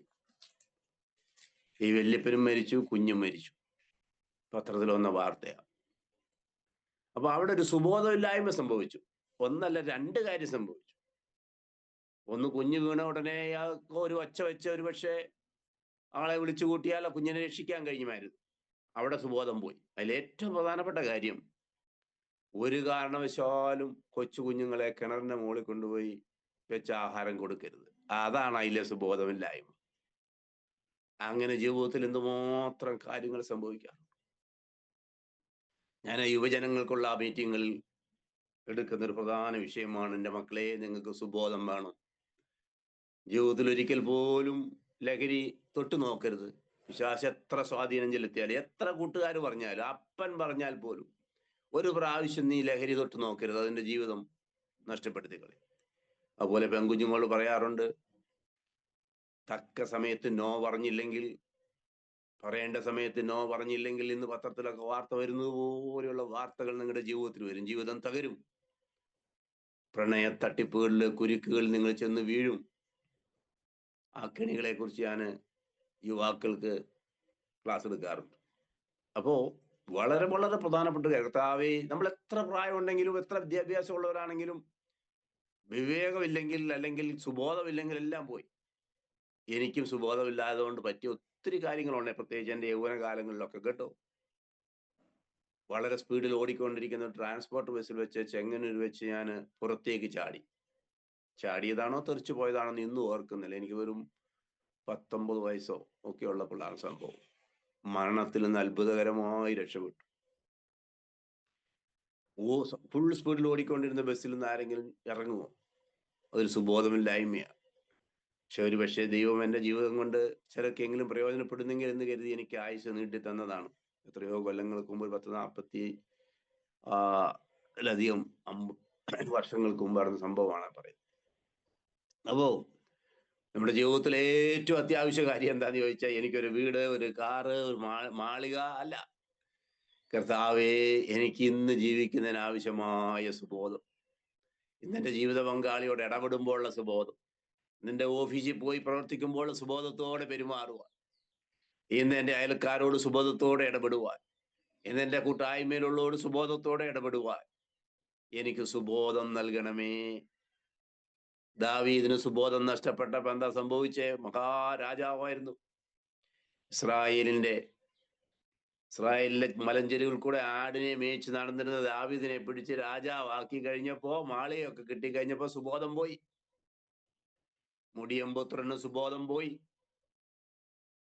പിന്നെ അവന് സുബോധം തിരിച്ചു കിട്ടുന്നപ്പോഴാ, അതും എൻ്റെ ഇഷ്ടപ്പെട്ട ഒരു പ്രസംഗ വിഷയവും, ലൂക്കോസിന്റെ സുവിശേഷത്തിലുള്ള പന്നി തിന്നുന്ന വാളവര പോലും കിട്ടാതെ വന്നപ്പോൾ, 15:17, പന്നി തിന്നുന്ന വാളവര പോലും ലഭിക്കാതായപ്പോൾ അപ്പോൾ സുബോധം വന്ന വാക്യം വളരെ പ്രധാനപ്പെട്ടതാണ്. ചിലരുടെ ജീവിതത്തില് എല്ലാം നഷ്ടപ്പെട്ട് കഴിയുമ്പോൾ തിരിച്ചു വരുന്നവരുണ്ട്. അതുവരെ അടിച്ചു പൊളിച്ച് ജീവിക്കും. ദൈവത്തിന്റെ ആവശ്യമില്ല, അപ്പന്റെ ആവശ്യമില്ല, അമ്മയുടെ ആവശ്യമില്ല, കുടുംബത്തിന്റെ ആവശ്യമില്ല, എല്ലാം അടിച്ചു പൊളിച്ച് എല്ലാം നഷ്ടപ്പെട്ട് കഴിയുമ്പോൾ മടങ്ങി വരുന്ന ഒത്തിരി പേരെ കണ്ടിട്ടില്ലേ? മുടിയമ്പുത്രൻ നല്ല എക്സാമ്പിളാണ്. അപ്പോൾ സുബോധം വന്നു എന്നാ പറയും. അപ്പൊ ജീവിതത്തില് എന്നും രാവിലെ പ്രാർത്ഥിക്കേണ്ട വളരെ പ്രധാനപ്പെട്ട ഒരു പ്രാർത്ഥനാ വിഷയമാണ്, ഇന്ന് എനിക്ക് ആവശ്യമായ സുബോധം നൽകണമേ. ഓക്കെ, 5ാമത്തെ പോയിന്റാണ് നമ്മൾ പറഞ്ഞത്. സുബോധം നഷ്ടപ്പെട്ടാൽ എല്ലാം നഷ്ടപ്പെടും കേട്ടോ. 6ാമത്തെ പോയിന്റ്, 6ാമത്തെ പ്രാർത്ഥനാ വിഷയം, ഇന്നത്തെ എൻ്റെ അധ്വാനത്തെ മാനിക്കണമേ. 6ാമത്തെ നമ്മുടെ പ്രധാന പ്രാർത്ഥനാ വിഷയം, ഇന്നത്തെ എൻ്റെ അധ്വാനത്തെ കർത്താവേ അവിടുന്ന് മാനിക്കണമേ. നമ്മള് ചിലര് ഓഫീസിൽ ജോലി ചെയ്യുന്നവരായിരിക്കും, ചിലര് സർക്കാർ ഉദ്യോഗസ്ഥരായിരിക്കും, ചിലത് വണ്ടി ഓടിക്കുന്നവരായിരിക്കും, ചിലർ പോലീസുകാരായിരിക്കും, ചിലർ പട്ടാളക്കാരായിരിക്കും, ചിലർ ഡോക്ടറും നേഴ്സും ഒക്കെ ആയിരിക്കും. നമുക്ക് ജീവിതമാർഗത്തിന് വേണ്ടി തൊഴിലുണ്ട്. ഞാനും സുവിശേഷ വേല പഠിച്ചിരുന്ന കാലം മുതൽ, വയൽ കോളേജിൽ പഠിച്ചിരുന്ന കാലം മുതലേ ഞാൻ ആത്മീയ രംഗത്ത് പ്രവർത്തിക്കുന്ന, എന്നെ കൊണ്ട് പറ്റുന്ന പോലെ സുവിശേഷം അറിയിക്കുമായിരുന്നു. പക്ഷെ ജീവിതമാർഗത്തിന് വേണ്ടി ഞാൻ ഒരു തൊഴിൽ സ്വീകരിച്ചിരുന്നു. ഇന്ന് അങ്ങനെയൊക്കെ നടക്കത്തുള്ളൂ. ഫുൾ ടൈമായിട്ട് ഇന്ന് ആരും പഠിച്ചിറങ്ങി കർത്താവിന്റെ വേലയ്ക്ക് വരാൻ വളരെ വളരെ ചുരുക്കം ആളുകളേ ഉള്ളൂ. അത് വലിയ വിദേശ സഭകളോ അല്ല ടൗണിലൊക്കെയുള്ള വലിയ സഭകളൊക്കെ കിട്ടിയാൽ മാത്രമേ ഇന്നത്തെ ചെറുപ്പക്കാർക്ക് തയ്യാറുള്ളൂ. ഗ്രാമീണ മേഖലകളിൽ പോകുവാനും സുവിശേഷ വേല ചെയ്യാനും വടക്കേ ഇന്ത്യയിൽ പോകാനൊന്നും ഇന്ന് ആളുകൾ വളരെ വളരെ കുറവാണ്. അവരുടെ കുറ്റം പറഞ്ഞിട്ട് കാര്യമില്ല. അത്രയധികം കഠിനമായി സുവിശേഷ വേല പണ്ടത്തേനെ അപേക്ഷിച്ചു. അപ്പോ ഇന്നത്തെ എൻ്റെ അധ്വാനത്തെ മാനിക്കണം. നമ്മൾ പ്രാർത്ഥിക്കേണ്ടതല്ലേ അത് രാവിലെ എഴുന്നേൽക്കുമ്പോൾ. അപ്പൊ ചില വീട്ടമ്മമാർ വിചാരിക്കും, ഓ ഞാൻ എന്നെ പ്രാർത്ഥിക്കാനാ, എന്നും ഈ പണി തന്നെയല്ലേ ചെയ്യുന്നത്. അത് രാവിലെ എഴുന്നേൽക്കുന്നു, തലേ ദിവസം കഴുകി കമിഴ്ത്തി വെച്ചിരുന്ന പാത്രം എടുത്ത് പിന്നെയും കഴുകുന്നു, പിന്നെ അതേ ജോലി തന്നെ ചെയ്തുകൊണ്ട് തന്നെ ഇരിക്കുന്നു. ഇതിപ്പോ എന്നാ പ്രാർത്ഥിക്കാനിരിക്കുന്നു. എന്നാ എൻ്റെ സഹോദരിമാരെയോ ഞാൻ പറയുന്നത്, ഏറ്റവും കൂടുതൽ പ്രാർത്ഥിക്കേണ്ട ഒരു വിഷയമാണ് നിങ്ങൾ. കാരണം ഈ ലോകത്തിലെ ഏറ്റവും ബുദ്ധിമുട്ടേറിയ സങ്കീർണമായ ഒരു ജോലിയാണ് നിങ്ങൾക്കുള്ളത്, വീട്ടിനെ പരിപാലിക്കുക. അതിനേക്കാൾ വലിയ പ്രാർത്ഥനാ വിഷയം എന്താ ഉള്ളത്? ആ സ്റ്റൗ ഒന്ന് ഓൺ ആക്കുമ്പോ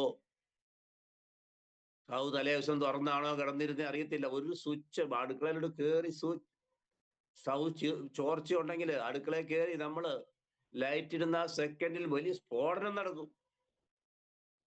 അപ്പൊ പ്രാർത്ഥിക്കണ്ടേ? കഴുകി കമത്തി വെച്ചിരുന്ന പാത്രത്തിന്റെ അടിയിൽ ഇഴജീവികൾ കയറിയിരിക്കുന്ന പ്രാർത്ഥിക്കണ്ടേ? നമ്മൾ എന്തെങ്കിലും അധ്വാനിച്ച് കഷ്ടപ്പെട്ടുണ്ടാക്കുന്നത് മക്കൾക്ക് ഇഷ്ടപ്പെടത്തില്ല, മക്കൾക്ക് ഇഷ്ടപ്പെട്ടില്ല, കെട്ടിയവനും ഇഷ്ടപ്പെടത്തില്ല. അപ്പൊ പ്രാർത്ഥിക്കണ്ടേ? വീട്ടമ്മമാര് പ്രാർത്ഥിക്കണം, കൂലിപ്പണിക്കാരൻ പ്രാർത്ഥിക്കണം. തൂമ്പ എടുത്ത് കിളയ്ക്കുമ്പോ, ഓ ഞാൻ കൂലിപ്പണിക്കാരനാ, അതുകൊണ്ട് ഇന്നത്തെ അധ്വാനം ഒന്നും പ്രാർത്ഥിച്ചിട്ട് എത്ര പ്രാർത്ഥിച്ചിട്ട് എനിക്ക് കൂലിപ്പണി തന്നെ ഉള്ളൂ, എനിക്ക് ഇനി കലക്ടർ ഒന്നും ആകാൻ പോകുന്നില്ല, അതുകൊണ്ട് ഞാൻ ഇനി പ്രാർത്ഥിക്കുന്നില്ല. വേണ്ട. തൂമ്പ എടുത്ത് കിളയ്ക്കുമ്പോ ആദ്യ കിള തന്നെ കാലിന്റെ പെരുവിരല് മുറിഞ്ഞു പോയാൽ അവർ കൂലിപ്പണിക്കാരൻ അതിനു വേണ്ടി ഇറങ്ങുമ്പോൾ, കർത്താവേ ഇന്ന് എന്റെ അധ്വാനത്തെ അവിടുന്ന് മാനിക്കണമേ. കണ്ടോ? പട്ടാളക്കാരൻ പ്രാർത്ഥിക്കണ്ടേ?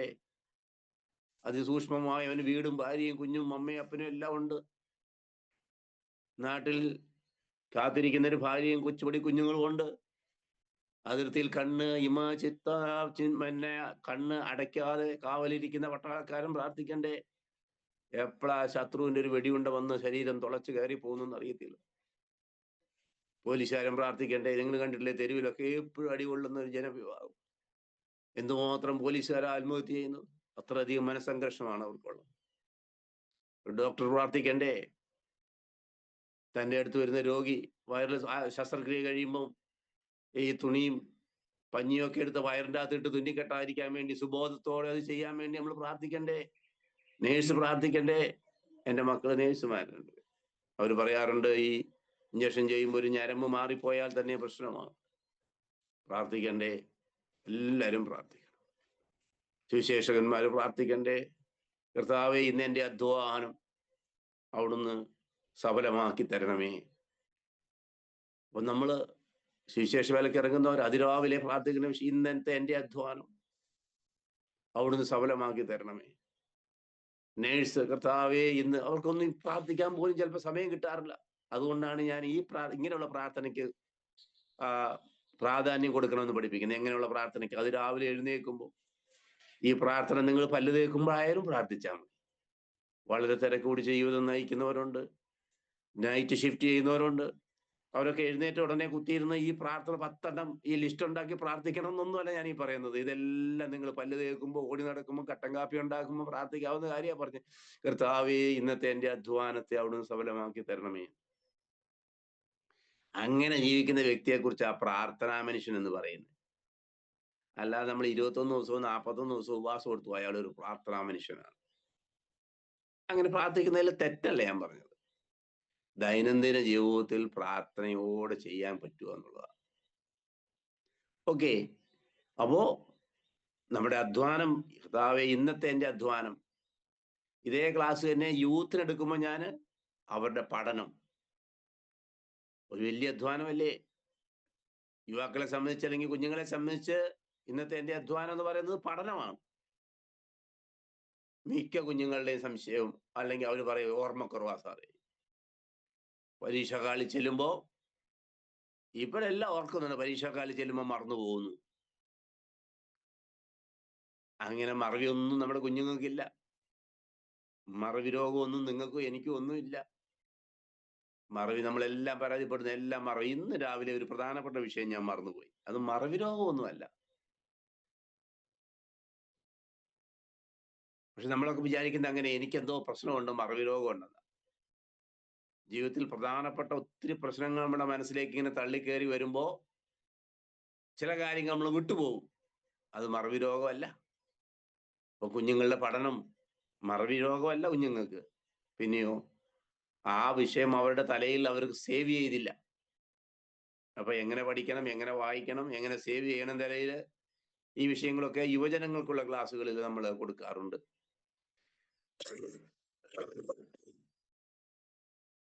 ഇപ്പൊ പഠനം വളരെ പ്രധാനപ്പെട്ടതാ.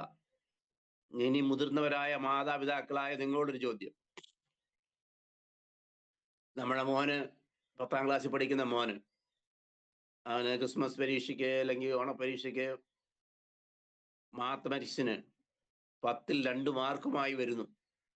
10ൽ 2 മാർക്ക് അവന് കിട്ടിയത്, 2 ഔട്ട് ഓഫ് 10. നമ്മൾ എങ്ങനെ പ്രതികരിക്കും? ഞങ്ങൾ എന്തിനാ സാറേ കൗൺസിലിംഗ് പഠിക്കുന്നതെന്ന് ചോദിക്കുന്നതിനുള്ള മറുപടിയായത് കേട്ടോ.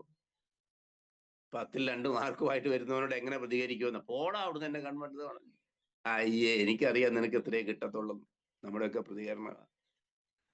അല്ലേലും നീ കണക്കിന് മണ്ടനാ, അല്ലേലും നീ പഠിച്ചിട്ടൊരു കാര്യവും ഇല്ല, കഴിഞ്ഞ പ്രാവശ്യവും നിനക്ക് 2 മാർക്കല്ലേ കിട്ടിയേ. ഇതൊക്കെയാണ് നമ്മളെ പലരുടെയും പരിപാടി. അപ്പൊ കുഞ്ഞുങ്ങളെ പഠിപ്പിക്കുന്നത് തന്നെ ഒരു ട്രെയിനിങ് വേണം കേട്ടോ. അതിനാണ് കൗൺസിലിംഗ് പറയുമ്പോൾ ഞാൻ പറയും, ഇത് മാനസിക രോഗികൾക്ക് കൊടുക്കുന്ന ചികിത്സാ രീതിയൊന്നുമല്ല. എങ്ങനെ പ്രയാസം അനുഭവിക്കുന്നവരെ ചേർത്ത് പിടിക്കാം, അതാണ് കൗൺസിലിംഗ്. 10ൽ 2 മാർക്ക് കിട്ടിയ കൊച്ചിനെ ചേർത്ത് പിടിച്ച്, അത് സാരമില്ല, എനിക്കും പണ്ട് ഇങ്ങനെയൊക്കെ ആയിരുന്നു കണക്കിന്, ഞാനും അങ്ങനെ ആയിരുന്നു, നമുക്ക് അടുത്ത പ്രാവശ്യം കൂടുതൽ മാർക്ക് വാങ്ങാം, നമുക്ക് എന്നാ പറയോ, നമുക്ക് അടുത്ത പ്രാവശ്യം കൂടുതൽ മാർക്ക് വാങ്ങാം. അപ്പോ ഇന്നത്തെ എന്റെ അധ്വാനത്തെ കർത്താവെ അവിടുന്ന് മാനിക്കണം. ഇന്നത്തെ എന്റെ പഠനത്തെ, കൊച്ചുങ്ങളാണെങ്കിൽ ഇന്നത്തെ എന്റെ പഠനത്തെ അവിടുന്ന് മാനിക്കണം. അതാണ് നമ്മൾ 6ാമത്തെ പ്രാർത്ഥന കേട്ടോ. ഇനി 7ാമത്തെ പ്രാർത്ഥന, 7, 1:7 കേട്ടോ. ഇന്ന് സുവിശേഷം പങ്കുവയ്ക്കുവാനുള്ള അവസരം എനിക്ക് നൽകണമേ. പ്രധാനപ്പെട്ട പ്രാർത്ഥനയാണ്. അത് പാസ്റ്റർ പ്രാർത്ഥന, എല്ലാ പാസ്റ്റർമാരും രാവിലെ പ്രാർത്ഥിക്കേണ്ട പ്രാർത്ഥനയാണ്. പക്ഷേ നിങ്ങളും ഞാനും പ്രാർത്ഥിക്കേണ്ടതാണ്. പൂർണ്ണസമയ സുവിശേഷകരായിരിക്കുന്നവർ മാത്രമല്ല, നിങ്ങളും ഞാനും. ഈ പൂർണ്ണസമയ സുവിശേഷ വേല എന്ന് പറയുന്നത് തന്നെ ശരിയല്ല. നമ്മളാരും അങ്ങനെ പൂർണ്ണസമയം 24 മണിക്കൂറും സുവിശേഷ വേല ചെയ്യുന്നവരല്ല. അങ്ങനെ ആകാനും പറ്റത്തില്ല. പക്ഷെ വേണ്ടത് 24 മണിക്കൂർ സമർപ്പണമാണ്. 24 മണിക്കൂർ കർത്താവിന് സമർപ്പണമാണ് വേണ്ടിയത്, ഏത് ഭൗതിക ജോലി ചെയ്യുന്നവനും. അപ്പോ കർത്താവെ, ഇന്ന് ഒരാളോടെങ്കിലും അവിടുത്തെ സ്നേഹ സുവിശേഷം പങ്കുവയ്ക്കുവാനുള്ള അവസരം എനിക്ക് നൽകണമേ എന്ന് പറഞ്ഞ രാവിലെ നമ്മൾ ഇറങ്ങേണ്ടത്. അങ്ങനെ ഇറങ്ങുമ്പോ കർത്താവ് അതിനുള്ള ഒരു അവസരം നമുക്ക് നൽകും. പകരം ഇന്ന് ഒരുത്തനെയും കാണരുതേ, ഒരു ശല്യവും എൻ്റെ അടുത്ത് വരരുതേ, ഇത് സമാധാനത്തോടെ നീ പോയതുപോലെ ഇങ്ങ് പോന്നാ മതി. കാരണം ചില പ്രിയപ്പെട്ടവരെ കണ്ട് അവരുടെ വിഷമം ഒക്കെ നമ്മൾ ചോദിച്ച് മനസ്സിലാക്കിയാൽ ആ വിഷമം നമ്മുടെ ഉള്ളിലും കിടക്കും. അത് വേണം. അതാണ് ഒരു ദൈവ പൈതലിന്റെ ഒരു ലക്ഷണം. മറ്റുള്ളവരുടെ വേദനയെക്കുറിച്ച് കേൾക്കുമ്പോൾ അത് സ്വന്തം വേദനയായിട്ട് ഒരു അല്പമെങ്കിലും നമ്മുടെ ഹൃദയത്തിനുള്ളിൽ ഒരു നീറ്റലായിട്ടുണ്ടെങ്കിൽ നീ ദൈവ പൈതലാണെന്നുള്ളതിന് ഒരു തെളിവാകും. മറ്റുള്ളവരുടെ എന്ത് വേദനയും പ്രയാസവും കേട്ടിട്ടും അത് നമ്മളെ ഒട്ടും അലട്ടുന്നില്ലെങ്കിൽ നമ്മൾ വേണ്ടതുപോലെ മാനസാന്തരപ്പെട്ടിട്ടില്ല എന്ന് അതിന്റെ അർത്ഥം.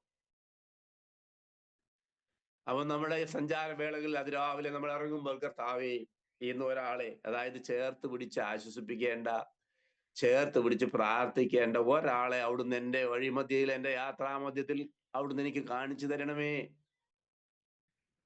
നമ്മൾ ദീർഘദൂരം യാത്ര ബസ്സിലോ ട്രെയിനിലോ ഒക്കെ ചെയ്യുമ്പോൾ ഇപ്പൊ എന്താ നമ്മൾ ചെയ്യുന്നത്? ഒന്നെങ്കിൽ ഉറങ്ങിക്കൊണ്ടിരിക്കും, അല്ലെങ്കിൽ പുറത്ത് കാഴ്ച കണ്ടുകൊണ്ടിരിക്കും.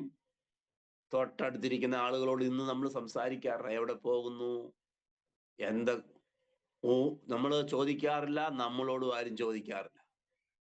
മനുഷ്യനങ്ങനെ, കാരണം വേറൊരാൾ ചോദിച്ചാൽ അയാൾ വല്ലതും നമ്മളെ, എന്താ അയാളുടെ പ്രതികരണം നമുക്ക് അറിയാൻ പറ്റത്തില്ല. നിങ്ങൾ എന്തിനാ എന്റെ കാര്യത്തിൽ ഇടപെടുന്നതെന്നായിരിക്കും ചിലപ്പോൾ പെട്ടെന്നൊരു മറുപടി വരുന്നത്. കാരണം മനസ്സ് മുഴുവൻ ബേജാറായിട്ട് വലിയ പ്രയാസത്തിലിരിക്കുന്ന മനുഷ്യനോട് നമ്മൾ ചിലപ്പോൾ ചോദിച്ചാൽ അയാൾ പൊട്ടിത്തെറിക്കുകയായിരിക്കും. എന്നാൽ ആ മനുഷ്യനായിരിക്കും ഏറ്റവും കൂടുതൽ നമ്മുടെ പ്രാർത്ഥന ആവശ്യമുള്ളത്. നമുക്ക് എങ്ങനെ തിരിച്ചറിയാൻ പറ്റും? ലോകത്തിലൊരു മനുഷ്യനും, ചില ആളുകളുടെ ധാരണ ഈ മനഃശാസ്ത്രമൊക്കെ പഠിച്ചു കഴിഞ്ഞാൽ മറ്റുള്ളവരുടെ മനസ്സിലിരിക്കുന്ന അറിയാവുന്ന, അങ്ങനെയൊന്നുമില്ല. വേറൊരാളുടെ മനസ്സിലിരിക്കുന്നത് അറിയാൻ ദൈവം തമ്പുരാന് മാത്രമേ പറ്റത്തുള്ളൂ.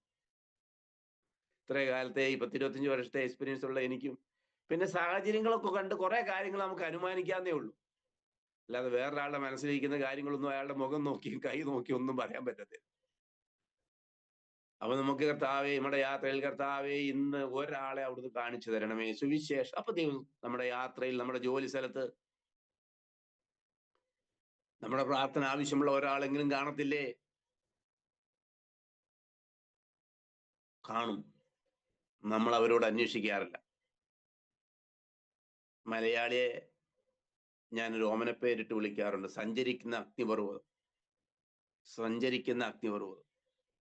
ഉള്ളു മുഴുവൻ ലാവയാ, തിളച്ചു മറിയ, പുറത്ത് വലിയ പല്ലൊക്കെ കാണിക്കും, അത്രേ ഉള്ളൂ. അകത്തൊന്നും മാത്രം ടെൻഷനായിട്ട് ജീവിക്കുന്ന സഞ്ചരിക്കുന്ന അഗ്നിപർവ്വതം മലയാളിയെ കുറിച്ച് പറയാം. അങ്ങനെ ഒരു മനുഷ്യനാ നമ്മുടെ അടുത്തിരുന്ന് യാത്ര ചെയ്യുന്നെങ്കിൽ കർത്താവിന് സ്നേഹം രുചിച്ചറിഞ്ഞിട്ടുള്ള നമ്മൾ ചുമ്മാ ഇരിക്കാൻ പറ്റുമോ?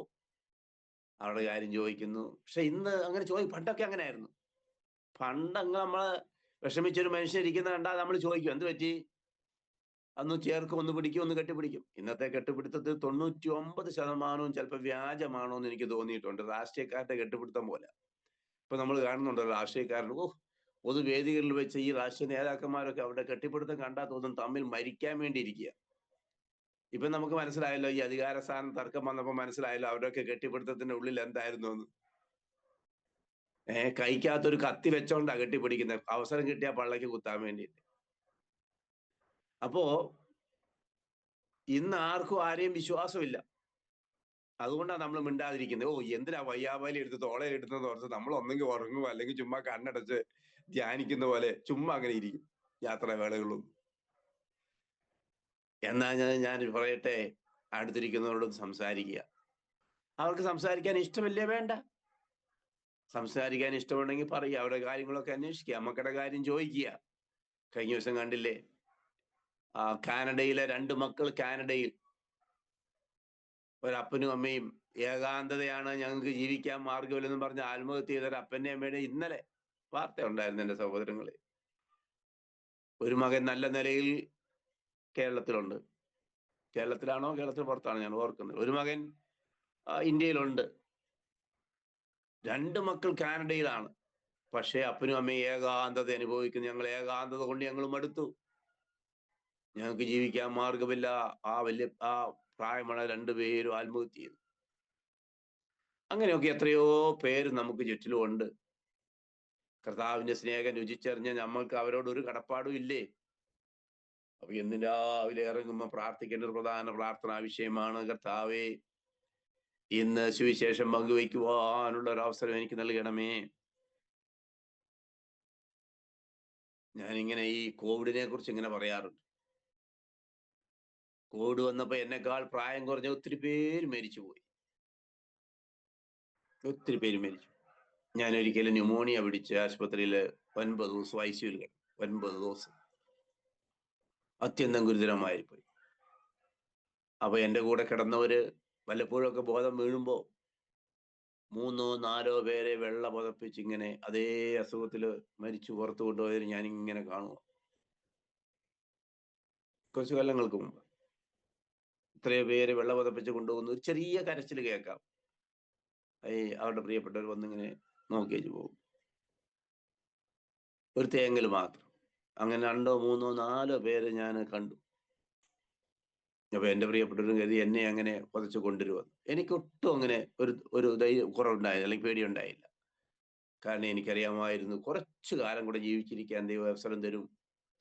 എന്റെ ദൗത്യം ഭൂമിയിൽ പൂർത്തിയായില്ല എന്ന് എനിക്ക് നല്ല ബോധ്യമുണ്ടായി. എന്നാണോ നമ്മുടെ ദൗത്യം പൂർത്തിയാകുന്നത് അന്നിങ്ങ് കയറി പോരാൻ വയ്യവും പറയും. അത് കോവിഡ് അല്ല, കോവിഡിനേക്കാൾ വലിയ ശക്തിയുള്ള കാര്യം വന്നാലും ദൗത്യം പൂർത്തീകരിക്കുന്നതിന് മുമ്പ് നമ്മളെ തിരിച്ചു വിളിക്കത്തില്ല. ലോകത്തിലെവിടെയോ ഉള്ള ചിലരെങ്കിലും, ലോകത്തിന്റെ ഏതെങ്കിലും കോണിലിരിക്കുന്ന ചിലരെങ്കിലും നമ്മുടെ ഒരു പ്രാർത്ഥനയ്ക്ക് വേണ്ടി ദൈവം അവരെ അവശേഷിപ്പിച്ചിട്ടുണ്ട്. നിങ്ങളെ അതിനു വേണ്ടി അവശേഷിപ്പിച്ചത്. ഞാൻ ഇനി എന്തിനാ ജീവിച്ചിരിക്കുന്നത്, എനിക്ക് വലിയ പ്രയോജനമൊന്നുമില്ല, എന്നെ ആർക്കും വേണ്ട എന്നൊരു മനുഷ്യൻ ചിന്തിക്കുമ്പോൾ അവന്റെ അസ്തിത്വം നഷ്ടപ്പെട്ടു. പിന്നെ അവൻ ആത്മഹത്യയേ ഉള്ളൂ. നമ്മൾ ആരെങ്കിലും എന്റെ മക്കൾ സ്നേഹിക്കുന്നില്ല, എന്റെ വേലൊക്കെക്കാരില്ല, എനിക്ക് എന്നെ ആർക്കും വേണ്ട എന്ന് തോന്നൽ വന്നാൽ അത് ലോകത്തിലെ നമ്മുടെ ജീവിതത്തിലെ ഏറ്റവും അപകടകരമായ ചിന്തയാണ്. ഞാൻ എൻ്റെ മക്കളോടും പറയാറുണ്ട്, നിങ്ങൾ എനിക്ക് വേണ്ടി തമാശയ്ക്കാകട്ടോ അല്ലാതെ പറയാറില്ല, നിങ്ങൾ എനിക്ക് വേണ്ടി പ്രാർത്ഥിച്ചില്ലെങ്കിലും എനിക്ക് വേണ്ടി പ്രാർത്ഥിക്കുന്ന ഒത്തിരി പേര് ഈ ലോകത്തിന്റെ വിവിധ ഭാഗങ്ങളും.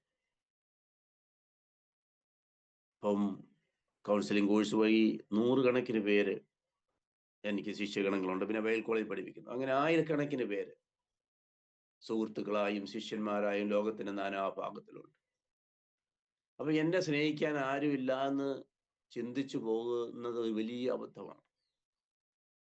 നമ്മുടെ ആത്മീയ കൂട്ടായ്മകളുടെ ഒരു കാര്യം തന്നെ, ഒരു ലക്ഷ്യം തന്നെ അതാണ്. നമ്മളെ സ്നേഹിക്കുന്നവർ, നമുക്ക് വേണ്ടി പ്രാർത്ഥിക്കുന്ന കുറച്ച് പേരെയെങ്കിലും നമുക്ക് ലഭിക്കും. ഈ ചെറിയ കൂട്ടായ്മയാണെങ്കിലും ഈ ഗ്രൂപ്പ് അതിനൊരു ഉദാഹരണമാണ്.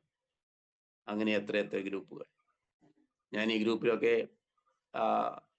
ഈ ക്ലാസ്സുകൾ എടുത്ത് പിന്നെ മറന്നുപോകും എവിടെയാ അവസാനിപ്പിച്ചേന്ന്. അപ്പൊ ഞാൻ ഈ വീര സഹോദരി ചോദിക്കും, എന്റെ കഴിഞ്ഞ പ്രാവശ്യത്തെ ക്ലാസ് ഒന്ന് എനിക്ക് ഇട്ട് തരണേ. കാരണം ഇതുപോലെ പല ഗ്രൂപ്പുകളിൽ ഈ വിഷയം തന്നെ എടുക്കുന്ന 1-2 ഗ്രൂപ്പുകൾ വേറെയുണ്ട്. അപ്പൊ ഏത് ഗ്രൂപ്പിൽ എവിടെയാ നിർത്തിയെന്ന് എനിക്ക് ഓർമ്മ കിട്ടുന്നത്. നിങ്ങളെല്ലാവരും എന്നെ ഭൂരിപക്ഷം പേര് നേരിട്ട് കണ്ടിട്ടില്ല. എന്നാൽ നിങ്ങൾ ഈ ഉള്ളവന് വേണ്ടി പ്രാർത്ഥിക്കുമെന്ന് എനിക്കറിയാം. അതൊരു വലിയ സന്തോഷമാണ്, നമ്മുടെ ആയുസ്സിനെ ദീർഘിപ്പിക്കുന്ന കാര്യമാണ്. നമുക്ക് വേണ്ടി ഒരു അർത്ഥമുണ്ട്, എൻ്റെ ജീവിതത്തിന് അർത്ഥമുണ്ട് എന്ന് തോന്നുന്നത് നമുക്ക് ഒത്തിരി ദൈവമക്കളെ ദൈവം തരുമ്പോഴാണ്. അപ്പൊ ഇതുപോലുള്ള അവസരങ്ങൾ ഒരിക്കലും നഷ്ടപ്പെടുത്തരുതേ എന്ന് ഓർമ്മിപ്പിക്കുക. ഓക്കെ, അപ്പോ നമ്മുടെ പ്രാർത്ഥനയിൽ വളരെ പ്രധാനപ്പെട്ട ഒരു കാര്യമാണ്, കർത്താവേ ഇന്ന് എനിക്ക് സുവിശേഷം പങ്കുവയ്ക്കാനുള്ള അവസരം തരണമേ. സദൃശവാക്യം 11:25 അറിയാവോ? കാണാതെ ആർക്കെങ്കിലും അറിയാവോ? സദൃശവാക്യം 11:25 ഒന്ന് വായിച്ചേ.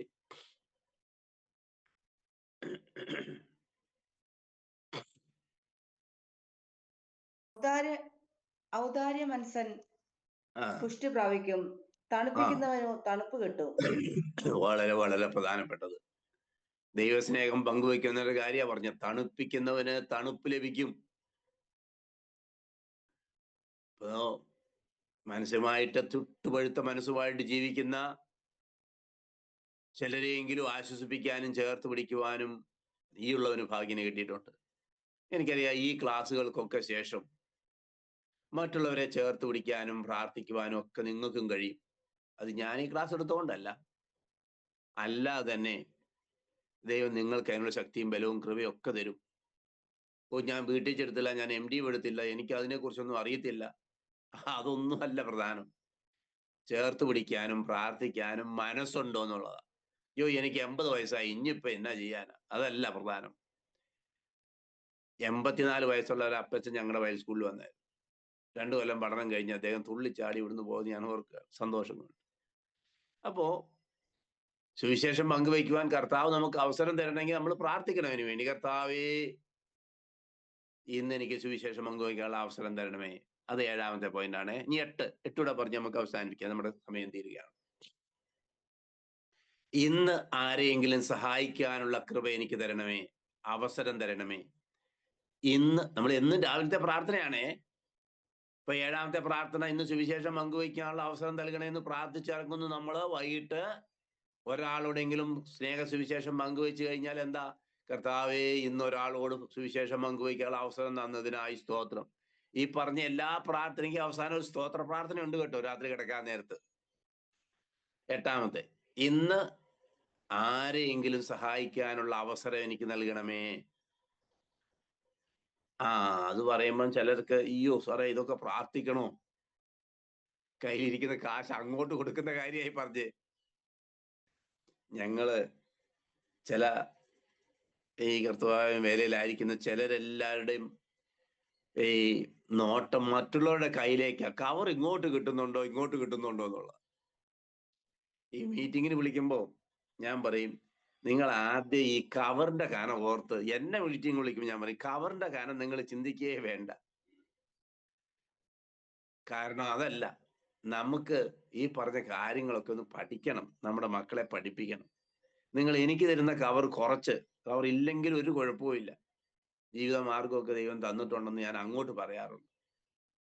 പ്രിയപ്പെട്ടവര്, നമ്മുടെ പ്രാർത്ഥന, കർത്താവേ ഇന്നൊരു കവർ എനിക്ക് ഇങ്ങോട്ട് കിട്ടണമെന്നല്ല, അർഹിക്കുന്ന ഒരാൾക്ക് അങ്ങോട്ട് കൊടുക്കുവാൻ, ജീവിതത്തിൽ ഏറ്റവും അർഹിക്കുന്ന ഒരാളെ ഇന്ന് എനിക്ക് കാണിച്ചു തരണേ എന്ന് പ്രാർത്ഥന ഒരു അസാധാരണ പ്രാർത്ഥന. അതൊന്നും നമുക്ക് തോന്നിപ്പോകുന്നില്ലേ? എത്ര തട്ടിപ്പുകാർ നമുക്ക് ചുറ്റും ജീവിക്കുന്നുണ്ട്. ഇപ്പൊ നമ്മുടെയൊക്കെ വീട്ടിൽ വരുന്ന പിന്നെ ഭിക്ഷക്കാർക്ക് നമ്മൾ കാശ് കൊടുക്കാറുണ്ട്. അതിൽ 90% തട്ടിപ്പുകാരായിരിക്കും. എന്നാൽ യഥാർത്ഥമായി സാമ്പത്തിക സഹായം ആവശ്യമുള്ളവര്, പ്രാർത്ഥന ആവശ്യമുള്ളവര് പലപ്പോഴും നമ്മൾ തിരിച്ചറിയുന്നില്ല. ചിലപ്പോൾ അവർക്ക് ചോദിക്കാൻ മടിയായിരിക്കും. അതിനാ ഞാൻ പറഞ്ഞത്, കർത്താവ് ഏറ്റവും അത്യാവശ്യമുള്ള ഒരാളെ അവിടുന്ന് കാണിച്ചു തരണമേ. അത് നമ്മുടെ ജീവിതയാത്ര, നമ്മുടെ ജോലി സ്ഥലത്തേക്ക് പോകുമ്പോൾ ഒരാള് സാമ്പത്തികമായ ആവശ്യം, പ്രയാസം, രോഗത്താൽ ഭാരപ്പെടുന്ന ഒരാൾ, സാമ്പത്തികം മാത്രമല്ല കേട്ടോ, നമ്മുടെ ഒരു നല്ല വാക്കിന് വേണ്ടി കാത്തിരിക്കുന്നവർ, അപ്പൊ അങ്ങോട്ട് സഹായിക്കാനുള്ള ഒരവസരം എനിക്ക് ഇന്ന് തരണമേ. അതാണ് നമ്മുടെ പ്രാർത്ഥന. അപ്പൊ അങ്ങോട്ട് കൊടുക്കണമെങ്കിൽ ഇങ്ങോട്ട് കിട്ടണ്ടേ? ഇയ്യോബ് തന്റെ സഹോദരങ്ങൾക്ക് വേണ്ടി പ്രാർത്ഥിച്ചപ്പോൾ ഇയ്യോബിന് സൗഖ്യം വന്നതുപോലെ, അങ്ങോട്ട് കൊടുക്കുവാനുള്ള കൃപയ്ക്ക് വേണ്ടി പ്രാർത്ഥിക്കുമ്പോൾ നമുക്ക് ഇങ്ങോട്ട് നമ്മുടെ പോക്കറ്റിലേക്ക് വരും. അവിടെ ഓർത്തിരിക്കേണ്ടത്, നമ്മുടെ പോക്കറ്റ് നിറയ്ക്കാൻ വേണ്ടിയുള്ള പ്രാർത്ഥനയല്ല കേട്ടോ. നമ്മുടെ പോക്കറ്റിലേക്ക് ഇങ്ങോട്ട് വന്നാലല്ലേ കൊടുക്കാൻ പറ്റുള്ളൂ. അതുകൊണ്ട് ഞാൻ പ്രാർത്ഥിച്ചേക്കാം, കർത്താവേ എന്റെ പോക്കറ്റ് നിറയ്ക്കണേ എന്ന്. അങ്ങനെയല്ല, എന്റെ ഇല്ലായ്മയിലും വേറൊരാളെ സഹായിക്കാനുള്ള അവസരം എനിക്ക് തരണമേ എന്ന് പ്രാർത്ഥിച്ചാൽ ദൈവം അതിന് അവസരം തരും. അത് ചിലപ്പോൾ 100 രൂപയായിരിക്കും, 500 രൂപയായിരിക്കും, ഒന്ന് ചേർത്ത് പിടിച്ച് പ്രാർത്ഥിക്കലായിരിക്കും, ഞാൻ കൂടെ ഉണ്ടെന്നുള്ള ഒരു വാക്കായിരിക്കും, ഒരു പ്രോത്സാഹന വാക്കായിരിക്കും, ഒന്ന് പോയി പ്രാർത്ഥിക്കുന്നതായിരിക്കും, പ്രയാസവേളകളിൽ അവരുടെ അടുത്ത് പോകുന്നതായിരിക്കും, അവരെ ഒന്ന് കാണുന്നതായിരിക്കും, ഒന്ന് ഫോൺ വിളിച്ച് ആശ്വസിപ്പിക്കുന്നതായിരിക്കും. എന്താണെങ്കിലും 8ാമത്തെ പ്രാർത്ഥന, കർത്താവേ ഇന്ന് ഒരാൾക്ക് ഒരു ചെറിയ സഹായം ചെയ്യുവാൻ. ഞാൻ അങ്ങനെ പ്രാർത്ഥിക്കാറുണ്ട്. എല്ലാ ദിവസവും ഒന്നും പ്രാർത്ഥിക്കാറില്ല, എങ്കിലും പ്രാർത്ഥിക്കാം. എന്താ കാരണം എന്നറിയാവോ? ഞാന് ചെറിയ പ്രായം മുതൽ പഠിച്ചതും വളർന്നതും എല്ലാം മറ്റുള്ളവർ ചെറിയ ചെറിയ സഹായങ്ങൾ നൽകിയ, ചെറുതെന്ന് പറയാൻ പറ്റില്ല, അന്നത്തെ ചെറിയത്. ഞാൻ BEdന് പഠിക്കുന്ന സമയത്ത് പോലും എനിക്കൊരു പുസ്തകം വാങ്ങാൻ നിവൃത്തിയില്ലായിരുന്നു. ഒറ്റ പുസ്തകം പോലും വാങ്ങാതെ, ബുക്ക് വാങ്ങാതെ ഞാൻ പഠിച്ചത്. വെറും ലെക്ചർ നോട്ട് മാത്രം എഴുതിയെടുത്താ പഠിച്ചത്. കാരണം എനിക്ക് അതിന് വകുപ്പില്ലായിരുന്നു. പക്ഷെ അന്ന് ഞാൻ ഓർക്കുന്നു, നമ്മുടെ ഒരു വിശ്വാസി അല്ലാത്ത എന്നൊക്കെ നമ്മൾ പറയുന്ന ഒരു സമുദായ സഭയിൽപ്പെട്ട ഒരു ഡോക്ടർ, അത് ഹോമിയോ ഡോക്ടറാണ്, വലിയ കാശൊന്നുമില്ല, ഒരു ഹോമിയോ ഡോക്ടറാണ്. അദ്ദേഹം എനിക്ക് 50 രൂപ വെച്ച് ചില മാസങ്ങളിൽ അയച്ചു തന്നു. 50 രൂപ എന്ന് പറയുമ്പോൾ അന്നത്തെ 50 രൂപയാ. 1984-85 50 രൂപ നിങ്ങളൊന്ന് ആലോചിച്ച് നോക്കി. അങ്ങനെ പലരുടെയും സഹായത്താലാണ് ഈ ഉള്ളവൻ പഠിച്ചതും അവസാനം കർത്താവിന്റെ വേലയെ വന്നതും എല്ലാം. അതുകൊണ്ട് ജീവിതത്തിൽ വളരെ അത്യാവശ്യമായിരിക്കുന്ന ചിലരെ കാണുമ്പോൾ, അവരുടെ വേദന കാണുമ്പോൾ എൻ്റെ മനസ്സലിയും. എൻ്റെ ഓർമ്മ അങ്ങനെ വരും പെട്ടെന്ന്. എൻ്റെ യൗവനകാലത്തിലെ എൻ്റെ ആ ജീവിത കഷ്ടപ്പാടുകൾ ഞാനിങ്ങനെ ഓർക്കും. അപ്പം എൻ്റെ പ്രാർത്ഥന ഒന്ന്, കർത്താവേ അങ്ങനെ ആരെങ്കിലും ഒരാളെ കാണണമേ എന്ന്, കഷ്ടപ്പാടും പ്രയാസമുള്ള ആരെങ്കിലും ഒരാളെ കാണണമേ എന്ന്. നമുക്ക് സഹായിക്കാൻ പറ്റുന്നത് അങ്ങനെയാണ്. ഞാൻ ഹൈസ്കൂൾ ഹെഡ് മാസ്റ്റർ ആയിരുന്ന സമയത്ത് നമുക്കറിയാം, ഈ ഓരോ കാര്യങ്ങൾക്ക് ഒപ്പിടാൻ വേണ്ടി വരും, ഗസ്റ്റ് ഓഫീസർ ഒപ്പിടാൻ വേണ്ടി വരും. എന്നിട്ട് ഭയങ്കര തിരക്കായിരിക്കും, നമുക്ക് ജീവിതത്തിൽ ഒരുപാട് ഉത്തരവാദിത്തങ്ങളും. അപ്പൊ ചിലർ വഴക്ക് പറഞ്ഞു വിടും, അവിടെ സമയമില്ല, പിന്നെ വാന്നൊക്കെ പറഞ്ഞു വിടും. ഞാൻ അങ്ങനെ ചെയ്യാറില്ലായിരുന്നു. എൻ്റെ ഓഫീസിന്റെ വാതിൽക്കൽ വരുന്നവരെ ഞാൻ വിളിച്ചകത്ത് കയറ്റി ഞാൻ അങ്ങോട്ട് അറ്റസ്റ്റ് ചെയ്ത് വിടുമായിരുന്നു. കാരണം എൻ്റെ ഓർമ്മ വരുന്ന, എൻ്റെ വാതിൽക്കൽ വന്ന് നിൽക്കുന്ന എൻ്റെ അപ്പനോ എൻ്റെ സഹോദരങ്ങളോ നിൽക്കുന്ന പോലെയാണ് എനിക്ക് ഫീൽ ചെയ്തത്. അപ്പൊ കഷ്ടത അനുഭവിച്ച് വളർന്നവർക്ക് എല്ലാവർക്കും അറിയാം മറ്റൊരാളെ ഒന്ന് സഹായിക്കാൻ ഒരവസരം. നിങ്ങൾ ആ അവസരത്തിന് വേണ്ടി ഒന്ന് പ്രാർത്ഥിച്ച്, അപ്പൊ ദൈവം നമ്മുടെ പോക്കറ്റ്, നമ്മുടെ കീശയൊക്കെ നിറയ്ക്കും.